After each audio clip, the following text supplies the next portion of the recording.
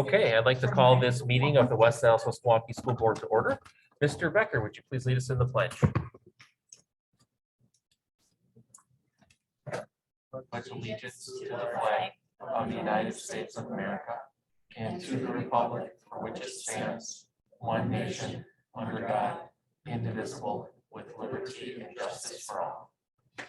Thank you very much. Suzette, would you please call the roll? Yes. Mr. Sickich. Present. Ms. Deal. Here.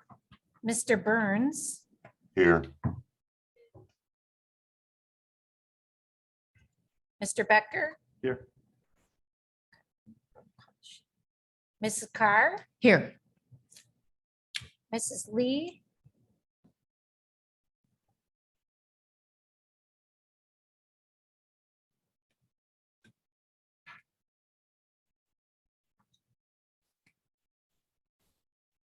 Mrs. Lee, are you on?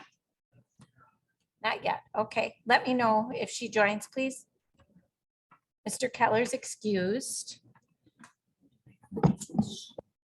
Mrs. Kaiser Present. and President Lee. Here, proper notice of this meeting has been posted in accordance with the open meeting laws of the state of Wisconsin. Do we have any modifications to the agenda this evening? There are no changes this evening. Okay, so let's move forward then with the superintendent's report. Great. Thank you. Good evening, everyone. And we'll start with 6.1 in the superintendent's report, a report from Daki Project-Based Learning High School and a student representative. So you can go ahead and introduce yourself and share what you have. Okay. Hello, my name is Robin Carnico, and I am a junior from Daki Project-Based Learning High School. I was here last April for our initial update. On that night, we shared out things that had gone on during the first semester at Daki. And tonight I will be updating you on the second semester. First, I would like to update you on our growth and enrollment for next year. 2 weeks ago, Mr. Gels and Mr. T went into numerous 8th grade classrooms at all 3 intermediate schools and shared a brief presentation on Daki as a full-time or dual enrollment option for high school. While there, they promoted another 8th grade discovery night that Daki hosted last week.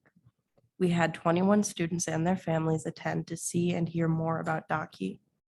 It was a fun and successful event, and since then we have received increased interest in students who want to attend.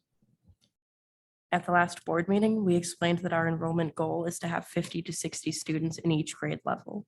We are happy to announce that we are now projecting 60 new 9th graders next year, as well as 100 returning students and some other new 10th and 11th graders. With all of that combined, Mr. Gels is projecting that we start the next year with around 170 students. Next, I'll head back to the start of the second semester and share a few things that have gone on since then. We started the semester with 15 new students, one of them being me, that joined from Hale and Central. We were welcomed into the school family, and we have done a great job adjusting to the project-based way of learning. Next, since February, Daki has delivered multiple pitches for funding student-run businesses to the district's eLab. Student groups created, planned, developed, and pitched their ideas for small businesses for fidget toys, stickers, Dungeons and Dragons game pieces, guitar picks, and more. Phoenix Graphics, which is Daki's t-shirt business, even pitched for an 8-in-1 press for mugs, hats, and other items, along with supplies for our new sublimation printer, fancy word. The 8-in-1 press was recently used to fill an order of personalized mugs for all of the Pershing elementary teachers for Teacher Appreciation Week.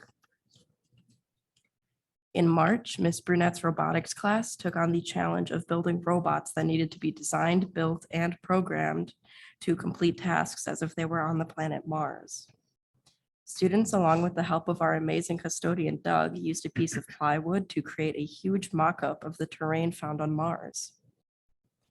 After weeks of planning and multiple iterations of their robots, the students went public with an event at Daki. Outside experts and district representatives attended to witness the presentations and watch the attempts at completing the course and asked questions. The students learned a lot and were very proud of what they accomplished. At the end of March, Daki had the honor of presenting at the Deeper Learning 2022 conference in San Diego. Mr. Gels took a team of 3 teachers and our PBL coach to share out on our all-school community project with the Milwaukee Bucks. Mr. Gels, Miss Hayes, Miss Wardlow, Miss Bitters, and Mr. Fromm presented twice at the conference about how other schools can make learning more authentic by reaching outside of the school and partnering with real-world partners to solve real problems. The presentations were packed. It was a very proud moment for Daki and the school district. In April, Daki students, along with representatives from other WAWM secondary schools, attended a training at the Urban Ecology Center in Milwaukee. Representatives from Blue Dot from San Diego were there to help the groups on the importance of student voice in their education and to support them in planning a project. One Daki teacher, Mr. Lynch, reported that the students helped him plan a Comic-Con event that will be revealed at our June 2nd exhibition event. It was a powerful day of collaborating and an especially empowering experience for all of the students involved. Daki recently welcomed some new roommates. To the delight of our environmental science teacher, Miss Burton, our shipment of 10,000 new bees arrived last week. Students in her class, as well as those that are part of the student-run bee business, helped take delivery of the bees and get them settled into their new hive. There is probeware in the hive that monitors the swarm as well as the honey production. Twice per year, the honey is harvested from the hive. A few weeks ago, just over 23 pounds of honey was harvested. The pure honey is jarred and the honeycomb is used for a variety of products like soap, lip balm, bath bombs, jewelry, and more. You can come to our end of the year exhibition night to check out and purchase these products. Daki was asked to volunteer at last week Friday's senior prom hosted by the West Dallas, West Milwaukee Recreation and Community Services Department. Mr. Gels brought over 8 young men to volunteer at the event.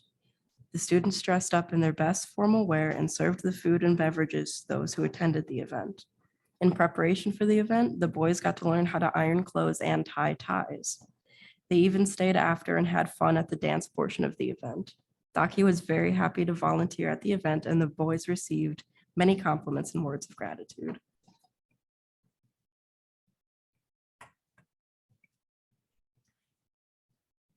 This last announcement is a big one.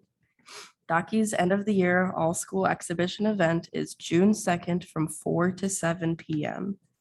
Every student in the school is required to attend and show off a project or student-run business that they are proud of. Our initial event in January was a huge success, and we are very excited to open our doors to the public for this last event.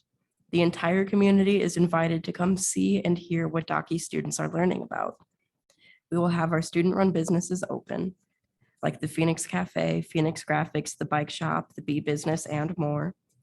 Just a few of the cool projects that will be shared are giant inflatable geometric shapes, poetry books, stained glass, a student-made bass guitar, short films, podcasts, business proposals, Comic-Con booths with self-made superheroes, robots, video games, murals, fashion pieces, and so much more. Students will have short elevator speeches prepared to tell guests about their projects, and then they will be able to talk through their learning projects and answer questions. We can't wait to see you there.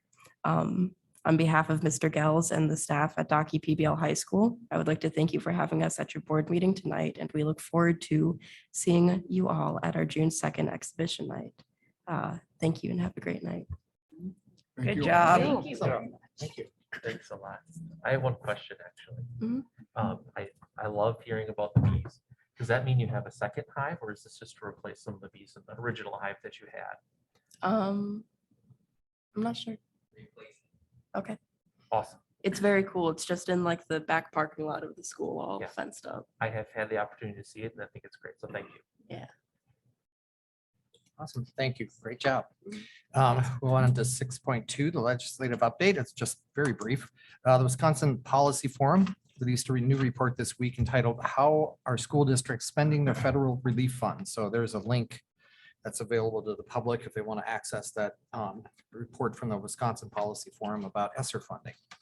And then go on to 6.3, Board of Education recognitions, and there's quite a bit here today. From my superintendent, from me, we'd like to congratulate Steve Eichmann, who recently completed the WASBO Facilities Manager Certification Program. The program is designed to provide facility managers and those responsible for school facilities with current knowledge and best practices.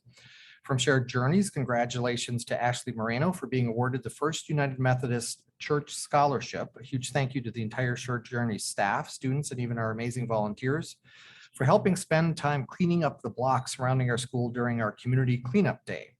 From the music department, there's quite a bit here from music. On Saturday, May 7th, 2022, students from area schools participated in a Wisconsin School Music Association sanctioned state solo and ensemble music festival hosted at Cardinal Stritch University.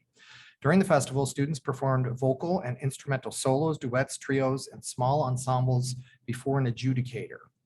WAWM students from Central, Nathan Hale, and Frank Lloyd Wright represented our district at the festival. And you can see all of the gold medal recipients, silver medal recipients from our schools. We're proud of all of them. I'm not going to read all the names, but they'll be in the official board minutes.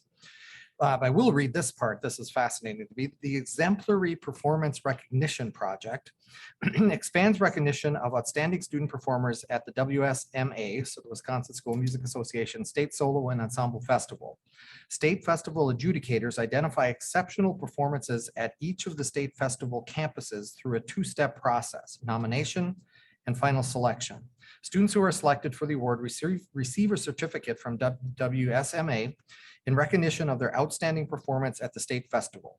Throughout the day, adjudicators have an opportunity to nominate students whose performance was truly exceptional, beyond what is typically expected for this age group.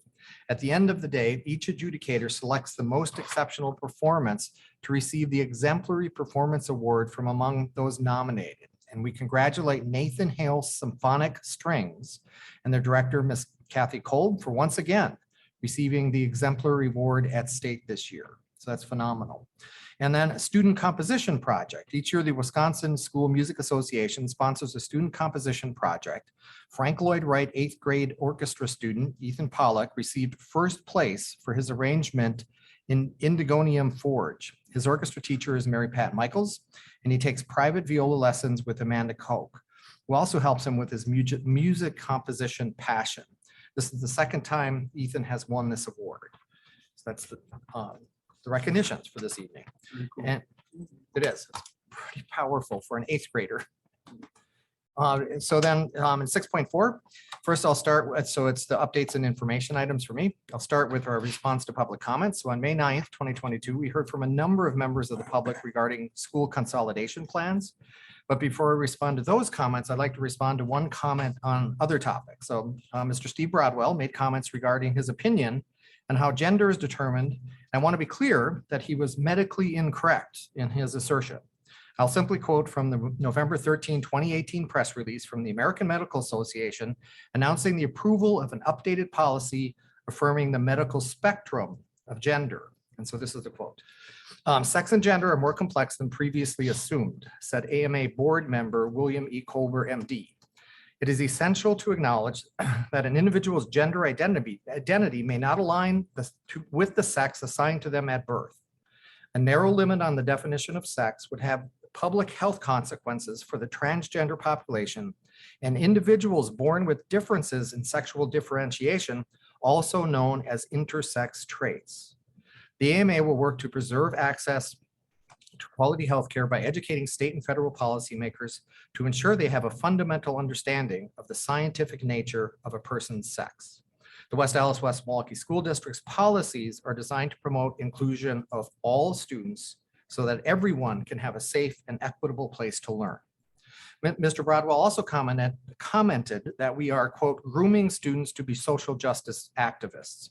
The term grooming these days is being thrown around and it's intended to be incendiary, and we understand the intent. However, we are educating students to be activists in their own lives and in the effort to improve their communities. Being an activist to improve your community is a good thing, and speaking at school board meetings with this intent is an example of being an activist. So with regards to members of the public who spoke on the topic of school consolidations, we heard from 4 speakers supporting Wilson Elementary School and 1 supporting Madison Elementary School. All of these speakers also represented others that were in the audience. So we very much appreciate the comments about school consolidations. These are extraordinarily difficult decisions that will be in front of the board on June 6th. The recommendations that the administration will make will be based on more than 2 years of analysis, feedback from the facility advisory community team, feedback from the school consolidation team, and additional administrative analysis. No decisions have been made at this point, but we continue the process of feedback with the next of 4 opportunities for community input, with a presentation and listening session at Lane Intermediate School at 6 p.m. tomorrow. Again, that's at Lane. There will be a virtual question and answer session on Wednesday, May 25th at 11 a.m., which is a reschedule of the Q&A session intended for today, but we had some technical difficulties getting that one off the ground. The information and Zoom link for the Wednesday virtual Q&A is available on our website. It's also on social media. But the virtual session will not include a presentation. It's simply to answer any remaining questions members of the public may have. And then just quick other updates, current COVID numbers.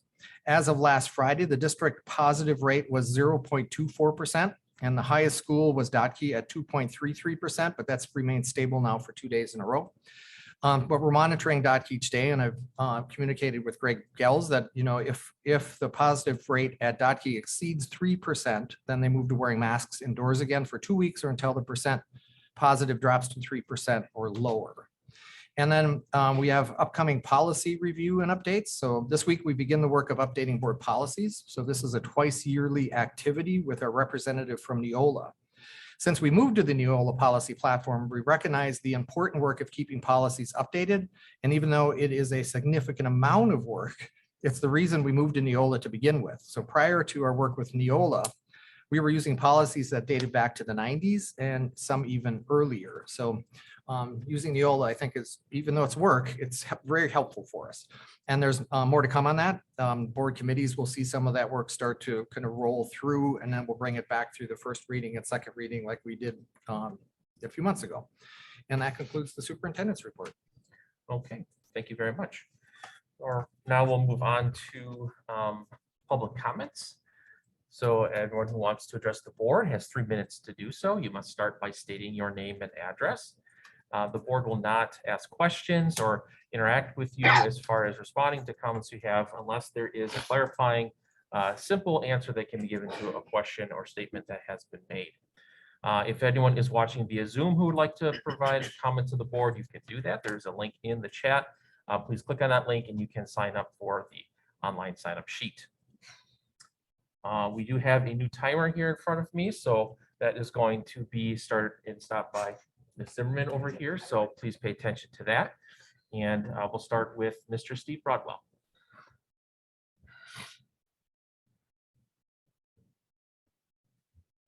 Steve Broadwell, 12965 West Ohio Court, New Berlin.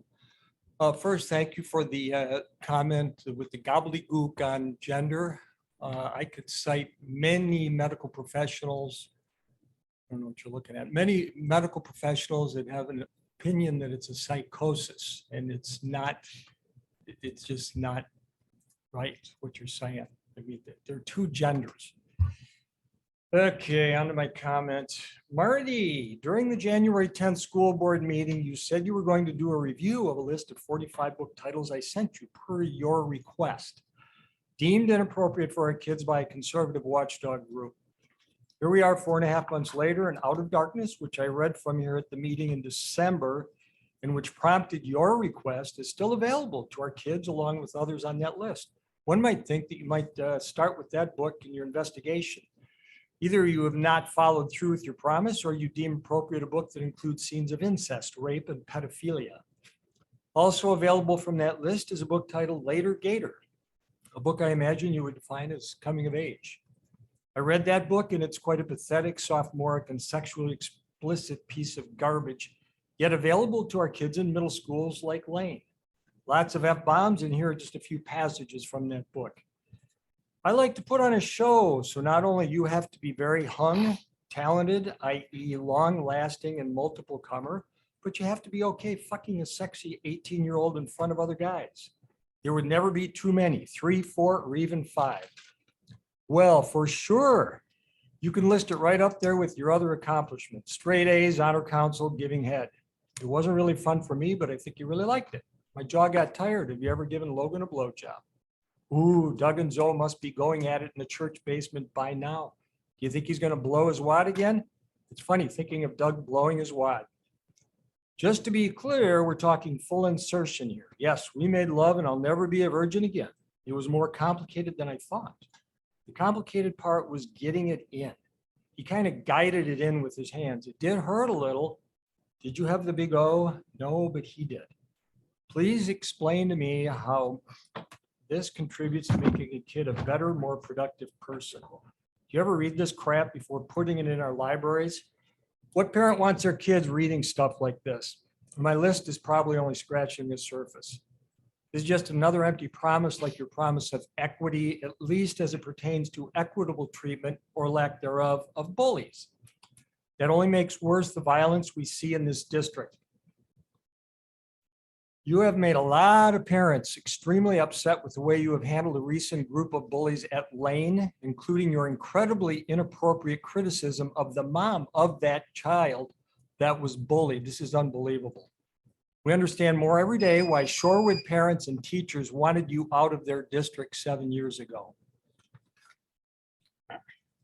Okay, we'll move on to Miss Amy Graf.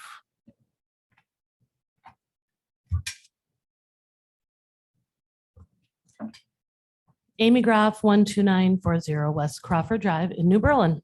So I'm just here, just kind of impromptu, just to say thank you. I know I come to most meetings and I listen to a lot of people give public comments, and afterwards, I wish I would get up and say a little bit more. So it's basically a thank you. So first of all, thank you for the teacher appreciation lunch that administration sent to all the schools. We really appreciated that, as well as the t-shirts that the PTA council sent. So that was, wonderful.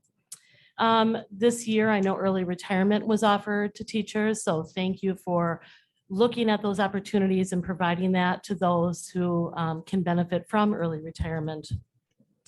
The 4.7 CPI increase.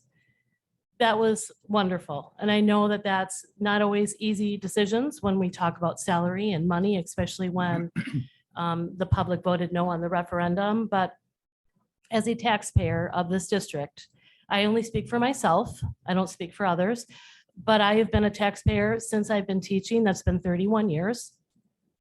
Anything that we can do to retain teachers and also to get other families to move in and want to be part of this district is the step in the right direction. So thanks for your efforts and all of that you're doing. Another thank you for the retention bonus. That was, such a great thing to receive during Teacher Appreciation Week for those of us who are choosing to stay in the district. It was very well received. And then one more, and that's supporting project-based learning. As a teacher in the district for many years, I've always tried to use that with my own students. And I know a lot of former students, those are the things that they remember. I was a Hoover student. I remember the projects that we did. Those are the things that stand out. Those are the memories that we are creating for these kids that they will think about as they become adults. So thank you for supporting that and encouraging teachers to continue with that work. And I guess that's all I have. So it's been a long school year. It's been rough. Thank all of you for everything that you do to support the teachers and the families and the students in our district. Thank you. Thank you very much. All right, that's all I have signed up for public comments this evening. As I usually do, I'll leave a 10 or 15 seconds here if someone is online who would like to sign up to provide comments. Again, the link is in the chat if you are watching via Zoom.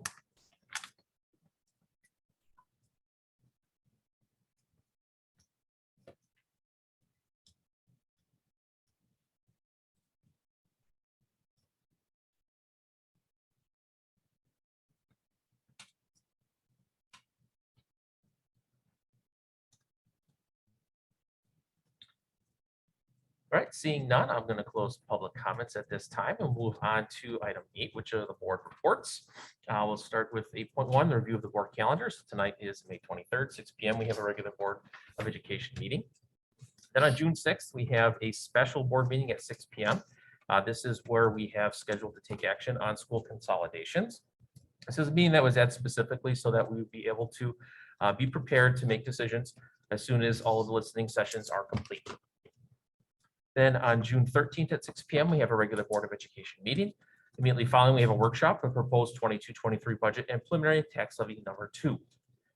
The June 20th workshop listed currently is going to be rescheduled for July, so we will have that Monday off. And then on Monday, June 27th at 6 p.m., we have a regular Board of Education meeting. And then we have action that is required for the proposed 22-23 budget and preliminary tax levy number 2. So moving on to item 8.2, do we have any board member reports of community events? I don't have a community. I'd like to go back to our work, our calendar. Oh, okay. I just wanted to express my disappointment in having that meeting on June 6th. Okay. I've spent 2 years as a member of that committee, and here when it comes to something that big to vote on, I'm not able to do it because on the short notice. I try to plan all my vacations and stuff for that first Monday of the month because we don't meet. Mhm. So I did that. I've got a big trip planned down to Nashville with family and grandkids that it's just impossible to get out of. But I am going to see if I can somehow be in a place where I can go online. Okay. All right. But I wanted to say, I'm really disappointed. All right. Noted. This guy. Last week, Mitchell had their grades 3, 4, 5 concert, Mhm. and it's always a good time and very sweet. It's nice to see kids using marimbas and all various sorts of instruments. So it was a very nice concert put on. Oh, okay. Thank you very much. Anyone else? Any community events? Ms. I Dion? don't have community events, but it was brought to my attention that I did leave out a few groups when I thanked the parent and student groups that honored Teacher Appreciation Week. So to any student or parent group out there, if you helped honor our teachers that week, I want to say thank you, especially to our, I guess, we don't have a PTA at Central, so our Central Booster Club did do stuff for the teachers over there. So I just want to make sure that everyone gets recognized because it's a great way that we honor our teachers, and a lot of people do try to do that. So. Okay. Yeah. Thank you very much. Echo that. Thanks. Is there any other events? Brendan, do you have anything that you wanted to online? If you do, I have to flag me down. If not, I just say I was able to attend the Prelude, the all district Prelude concert that was held last week. Both my son and daughter were able to participate in it, and it was really cool to see not only the current Prelude students that we have, but also a lot of alumni came and played songs as well for that event. So it was a great event put on once again with our music staff and Mary Pat for organizing it. So just wanted to commend that. All right, so let's move on to our consent agenda. We have 9.1, the approval of minutes from our regular Board of Education meeting on May 9th and our board workshop from May 16th. We have item 9.2, which is our employment summary, item 9.3, which is our supplementary contracts, and item 9.4, our financial statement summary. Is anything separated out? 9.2, please. All right, 9.2. Anything else needs to be separated? If not, I look for a motion on 9.1, 9.3, and 9.4. Move to approve. Second. Moved and seconded. Any last minute discussion? All right, all those in favor? Aye. Burns. Aye. Yes, okay, thumbs up, great. Oh, Rebecca's there as well? Ms. Lee? Okay, great. Oh, there she is. All right, so those pass, and then we'll look for motion on 9.2. Move to approve 9.2. Second. Moved and seconded, last minute discussion. Yeah, I have a question here. Seeing 37 teachers resigning, 7 in special ed and 30 teachers. Uh-huh.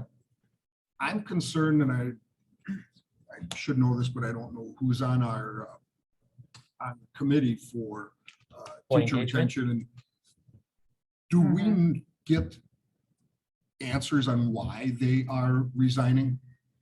So we do offer exit interviews. And so there's one that is an email, kind of a survey, and then there's another offer of a face-to-face. Some of this is just, there's just generalized churn in education right now, I think much more than we've seen, and opportunities, and it is competitive for a number of these positions. But Deidre, when she and I actually communicated about this today, kind of anticipating somebody should be asking this question, right? And so there's a little more background that maybe is helpful. Yeah, we have quite a few people who are actually just leaving education right now, which is sad for the field. It's happening across the nation, but there's quite a few on that list who are actually just planning to leave the field altogether. And then we had a high number, especially in special ed in a couple of places that are moving out of the area. And so it just became, no one's going to Wausau and other places where you just wouldn't continue employment here as well. What concerns me about it is just if we know why they're leaving, great. Yep. Because you can't talk them into something that they don't want to do. But if they're just leaving and we don't know why, we can't fix the why. Jana asks for a resignation form every single time that somebody resigns. And so on the form, you can list a reason. Most people choose to list a reason. Historically, the reason has been compensation. That was my right? only Yeah. point. Yeah. But yeah, we do ask that, Jeff. And then Mary Ann will have a report that kind of summarizes what's the reason in general, right? That people are leaving. Thank you. Just to add on to that, do you know where we're at? I know I kind of talked to you about this last week, but do you know where we're at in terms of, did we see the same type of trend? I mean, like people are resigning. Is it about the same where we were like in the last few years? Are we seeing an uptick? I'm just curious as to where the trend is in our particular district. So I did ask, was that to pull the same employment summary from this meeting a year ago, and this is about double. It's a lot more. Yep. Yep. Yeah, and included in there also, as you look through it, and I know you guys have seen it, are a couple of the fiscal non-renews, which we knew were coming. And there were at least one retirement on there when I read through it. So again, part of that is the work we're trying to do to keep fiscally sound, as well as to honor those early retirements and retirement opportunities for staff as well. Any other questions or comments about the summary? All right, so we have a motion, a second. All those in favor? Aye. To our action items for this evening, starting with 10.1, extended USA travel, 8th grade FLW students to New York City, October 2023. Okay, so that's us, and our team is mostly online. We have quite a few teachers that are online. Brandon, did you see the request to be able to share screen? Yeah. Did you want to say something? Oh, I'm sorry. Okay. Okay. So this is another opportunity. Our team at Lloyd Wright, our world travelers are going to be really good at this pretty soon. But this is a jam-packed opportunity to see New York City. And with that, I will pass it over to our team that is on the Zoom. Good evening. I'd like to start. My name is Sarah Castle. I'm one of the teachers over at Lloyd Wright, and I'm the lead on this trip we're proposing. We are also, all of us are in charge of the trip that we're doing this coming October to Boston. And we recently decided, because we used to do it every other year and take 7th and 8th graders. And we had so much interest in this last trip to Boston that we actually had to like cut it off at a certain point because there were so many kids. So we decided to change it and start doing the trip every year, and specifically for 8th graders. So this next trip would be in October 2023 for New York. We've been changing up the trip as well, trying different places, and it would be for our current 6th graders. So the trip, the cost of the trip is $2,154. That's for 3 days and 2 nights. And again, the company that we go through is World Strides, and we understand that the price sometimes can be a little expensive, but one of the things World Strides offers is scholarships for our students. And parents simply, they can call, and as long as the dual income of the family is under $80,000, they can receive money towards the trip. So that's one of the reasons why we also go with this company. And Kyle is going to be talking about the trip and the itinerary and what we're doing. And Ms. Kemka is also going to be talking to. Okay, so back for another great trip from FLW to another amazing city of New York. So we'll leave on Tuesday, October 10th, and we'll hit the ground running in New York. We'll start off with Central Park, head to the Metropolitan Museum of Art. From there, we'll head to Chinatown, Little Italy, Rockefeller Center, or the Empire State Building, depending on how it all plays out. And that's all in the first day. At the end of that day, we'll check into our hotel and wake up the next morning bright and early and head to the Statue of Liberty on Wednesday. From there, Ellis Island, off to lunch somewhere around the financial district in Wall Street, where we'll see the New York Stock Exchange, the Federal Reserve Bank of New York, as well as Chase Manhattan Bank. One of the highlights for me of this day is going to be the National 9/11 Memorial. Off to dinner and then Times Square. And then the highlight for a lot of the kids, I think, is going to be the Broadway show on Wednesday. Because I mean, like, that's, to me, seems like the big highlight, like the big to-do of the trip. Like, that's one thing that we wanted to make sure we had. And so day 3, Thursday, this will be another kind of like big show kind of a day where the kids will get an up close look at of a live Today Show broadcast. We'll head to the Rockefeller Center, view St. Patrick's Cathedral, do lunch, and then we'll go to Radio City Music Hall, home of the world famous Rockettes, take a stroll down Fifth Avenue, have dinner, and come back to West Allis. All in a matter of 3 days. So this is a huge experience for us. So my name is Jen Kempka. I teach. Oh, you good? Sorry. Yeah. Okay. I teach math and science in the STEAM community at FLW. I just wanted to talk a little bit. I know that this trip is a little bit more costly than our last one. We already have a lot of ideas as far as fundraising. I've been in touch with a couple of people as far as individually fundraising for each one of the kids. This would be something that if the kids were interested in wanting to go, we wanted to make sure to give them, again, like we did this year for Boston, which will be in October of 22, we wanted to give them the entire year of next year to be able to do some fundraising and raise some money to be able to help them go. Some ideas we had for them to be able to do this are spaghetti dinners, or helping get in contact with the Lions Club to be able to do corn roasts during state fair, bake sales. I know I have at least some people who do color runs and, you know, putting on some events like that as well, or bowling nights, raffle baskets. We have lots of ideas that we want to be able to do, talk to some of the restaurants that are around West Allis, see if they'd be interested in doing a dining night for us so that some of the proceeds would be able to benefit us as well. We want to, as many of these 8th graders, well, they will be 8th graders then, to be able to go if they want to. So we have many ideas, as well as the scholarship programs that Ms. Casal had talked about as well. So we're hoping that some of these will help supplement individual students when they're able to go. I think that's all I have. Ms. Kempka, did you want to mention the travel club that we do with them? Yes, ma'am. I totally forgot about that. So this year, Ms. Cummey and I started a travel club, which we are really excited about. We went to Washington, D.C. Last summer with a group and decided that there was a lot of things that we wanted to be able to talk about, get the kids together, more than just some of these meetings and more than just the parent meetings for being able to travel abroad. We've talked about customs and going to other places. We've talked about traveling. We've talked about the airport. It's incredible how many students haven't actually traveled. So talking about all these different things that they are interested in, we answer some of the same questions several times, but we answer as many questions as we can.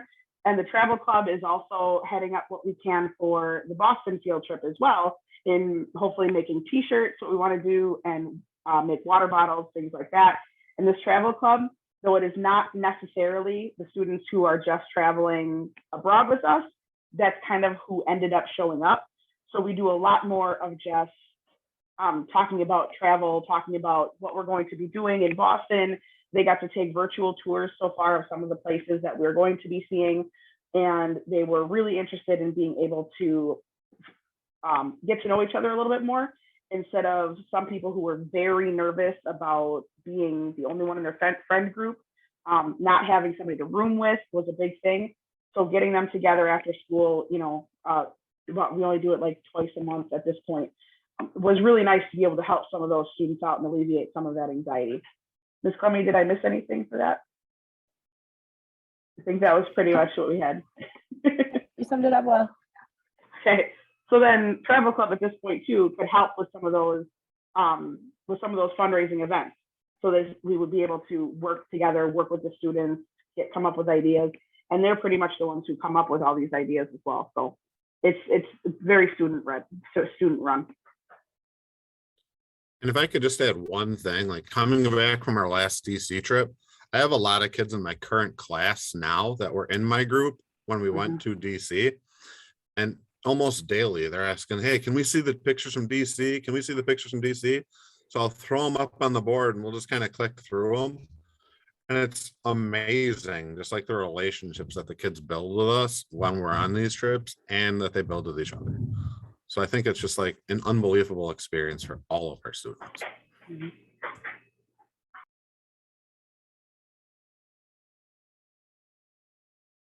What's your limit for students going and number of chaperones? We're not sure at this point. I'm trying to think. This Boston trip, we have, is that 114 kids going, I believe, and 7 chaperones, I think. So part of it is just because of subbing and finding, and obviously that's been an issue this year, but that's what we were allowed to take this year. So, and that was with 7th and 8th graders though going. So I think with just 8th graders going, I think that it will definitely be doable for any kid who wants to go and be able to go. That was one of the reasons we wanted to do this, to alleviate some of that stress and having a smaller number of students with a smaller number of chaperones having to leave. East Coaster who grew up going to New York City on the weekends. I love this trip. So I hope you have a wonderful trip if and when we pass this. We hope so too. Other questions? Brendan, Ms. Lee, do you have any questions?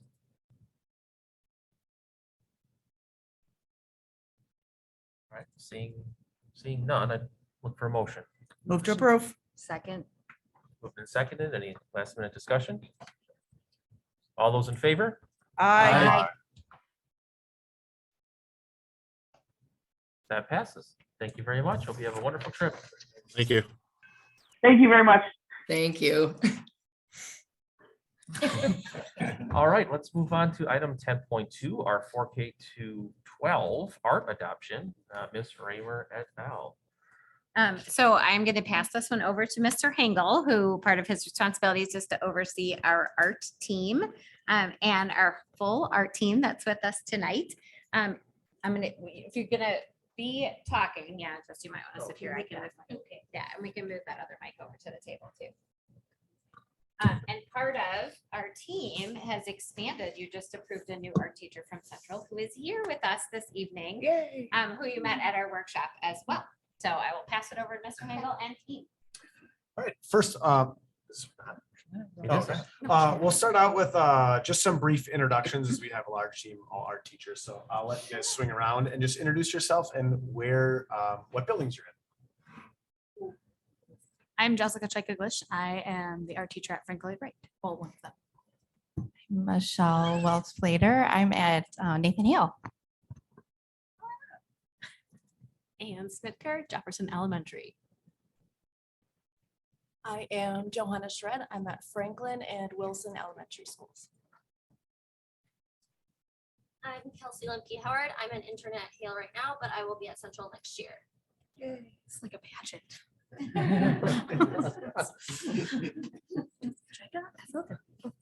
Okay. All right, so I'm just going to go over some super high level things as you guys got to speak to these two young ladies last week about some of our specifics. So I think the reason why everybody is here is because we have some needs to fill in our art department in terms of adopting a core resource. As you can see in our first bullet point there, is we have not had a core resource adoption in over 20 years. There's been several attempts at some homegrown pieces and approaches over those last 20 years. But as many of you know, and from working in education, sometimes those are hard, especially when you're talking about a 4K through 12th grade.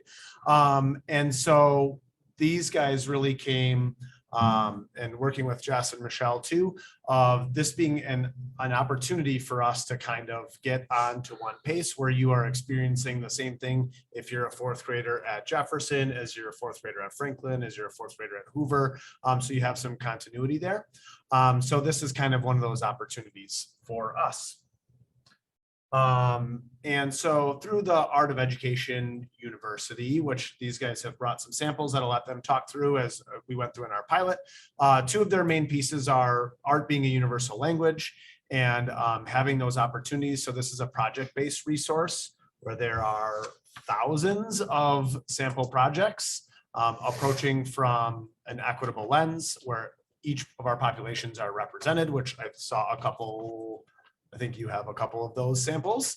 And then also the idea, one of Art of Ed's kind of their mantra is the idea that you can show your learning through different modalities. So having things in drawing or animation or video or photography, collage and more, and that art expresses culture.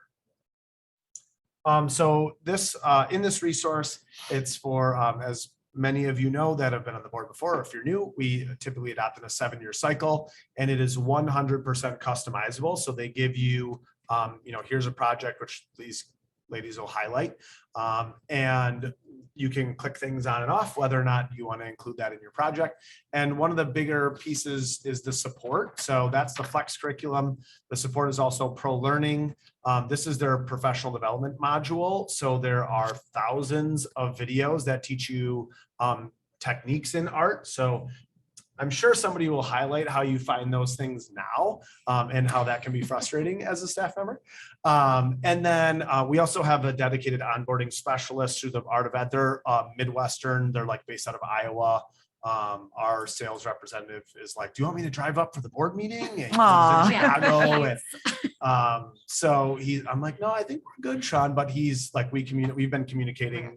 We probably met 5 or 6 times over the course of the pilot. Emails weekly, like yes, he's super up. Yes, one of the big things too is that there's not really any other products out there like this that are customizable and offer the level of support that we were able to find, especially at this cost. Some of the other ones that we had looked at initially were double in cost easily. And then so as we had 9 people who responded in our pilot, in our board policy, we have a resource evaluation, which they score 0, 1s, or 2s.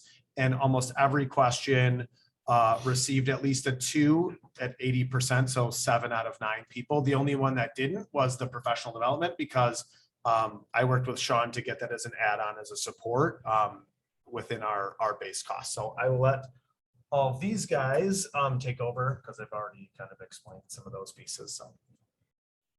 I actually didn't even bring this piece, but so my 6th graders, we went through a whole series. One of the projects in there had to do with kind of like a SEL and multimedia integration. So we talked about visual rhythm and musical rhythm, and then they actually got to listen to whatever kind of music they chose to. And then I also had some instrumental music on in the background of like popular music if they didn't have headphones.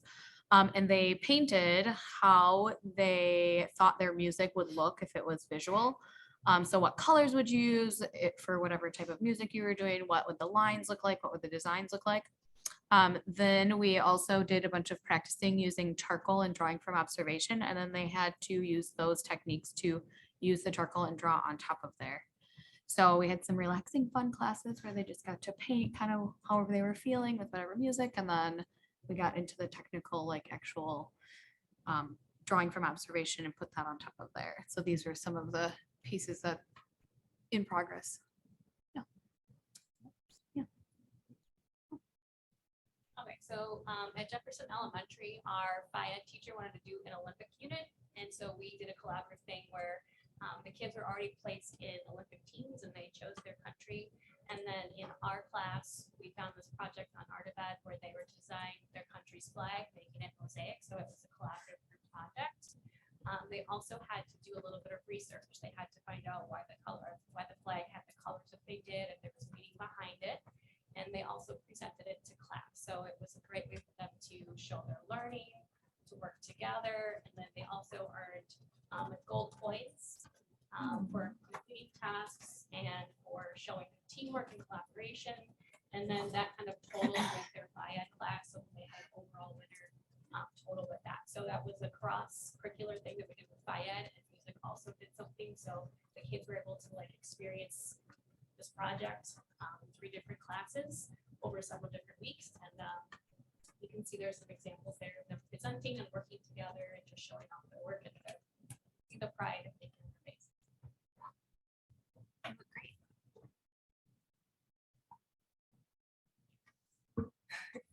So I did this mini weaving project with my first graders and a heavy special ed 2nd grade class. Normally, weaving is very complicated, and I've done it with 3rd grade, and it's usually very much of a struggle. But Art of Ed had this lesson here, which I thought was really cool because it's pretty simple. You glue your popsicle sticks together, you use rubber bands. And once the kids got the concept of twisting the rubber band to put the things through, they were able to make like 4 or 5 of these in a class, and they just knocked it out of the park. So seeing first graders asking for more to make more was really impressive for me. And I actually sent a whole bunch with the beads home already. So these are what I have left over. But adaptability is just amazing.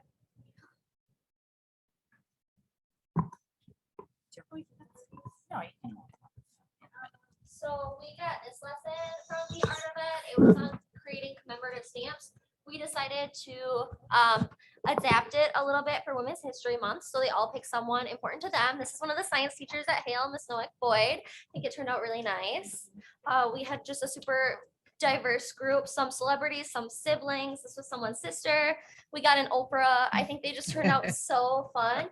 And then something really fun about this lesson that made it kind of interactive was we are actually able to scan these and print them on printer paper, really small. So they're like little stamps that the kids can pass around, and they each kind of got one of each stamp and really enjoy that as well. So I think it was a super fun project, and they were able to be really successful. We used a grid, so students who thought they weren't capable of drawing intricate portraits were able to do that and feel really successful about themselves. Yeah, some of the samples that we brought here would be the kids that came into class saying, I can't do this. And they did an awesome job. The grid was a little difficult for them, but after that, smooth sailing. Yeah. What I really liked is the versatility and all of the opportunities that they have, not only just for projects, but for different resources.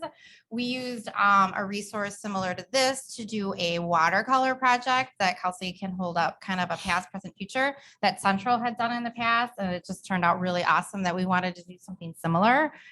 So not only project ideas, but resource ideas. I think it's phenomenal. So this is just one example of just kind of a watercolor technique piece that we did prior to the watercolor. Here's some other samples. I know it's probably hard to see on the screen, but some were very conceptual, some were very literal. Like they just took it the direction that they wanted to and really personalized it.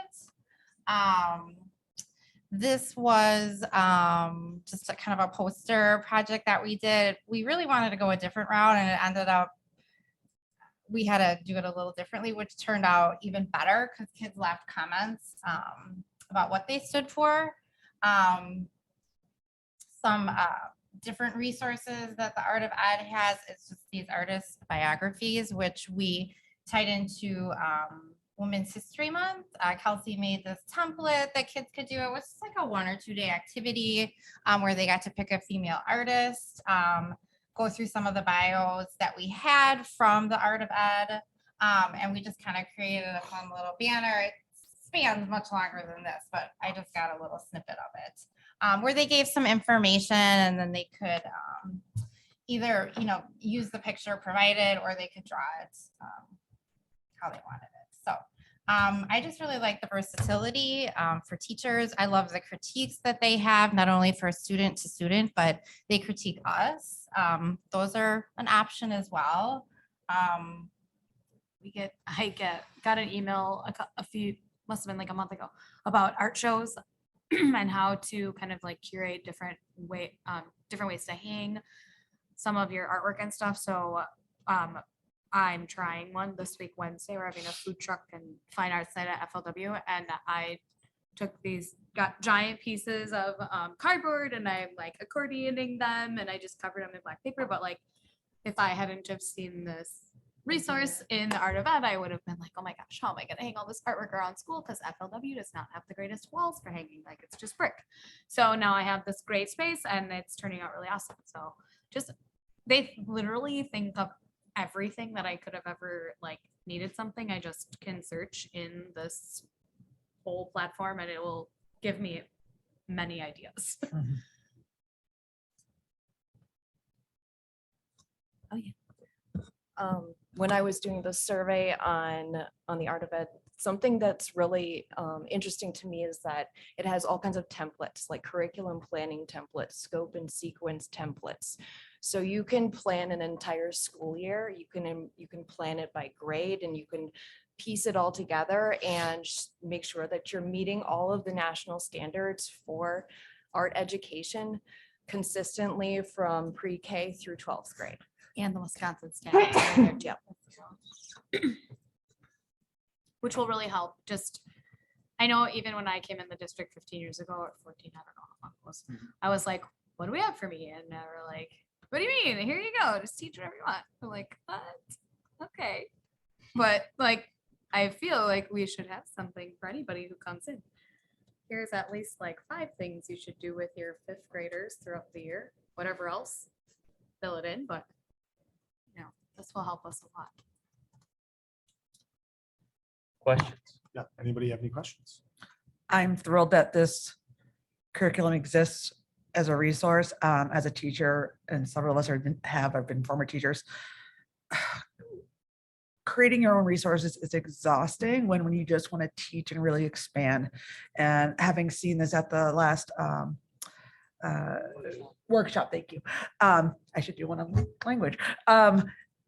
It's fantastic. I really hope teachers, if we adopt this, other teachers hear and come to you and say, let's start working together on things, because this is that cross-curricular project work. We want to see that, you know, it makes better for better schools and better students. So glad you have it.